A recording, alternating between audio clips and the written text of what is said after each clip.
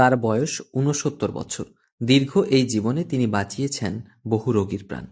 তিনি কোনো চিকিৎসক নন কোনো স্বাস্থ্যকর্মী, তবুও তার জন্য বেঁচে যায় বহু মুমূর্ষু রোগী।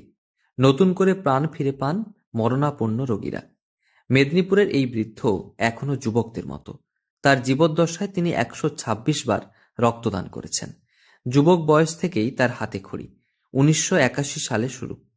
এরপর যুক্ত হয়ে যাওয়া মেদিনীপুর শহরে রক্ত আন্দোলনের সঙ্গে দেখাও করেছেন রাজ্যের একাধিক স্বাস্থ্যমন্ত্রী সহ রাজ্যপালের সঙ্গে। না, ১০০ বারের বেশি, মানে ১২৬ বার হয়েছে। সেটা দিতে দিতে হয়ে গেছে, হিসাবটা আমার কাছেও ছিল না। সেটা ব্লাড ডোনার্স ফোরামের যে রেজিস্টার, তারাই আমাকে হিসাবটা বলেছে যে আপনার মানে আমার এতবার হয়েছে। কিন্তু শুরুটা করেছিলাম ১৯৮১ সালের ১২ই জানুয়ারি আমরা অফিসিয়ালি। তবে খুব নির্বিঘ্নে এবং সন্তর্পণে মানুষের প্রাণ বাঁচিয়ে তোলেন বৃদ্ধ।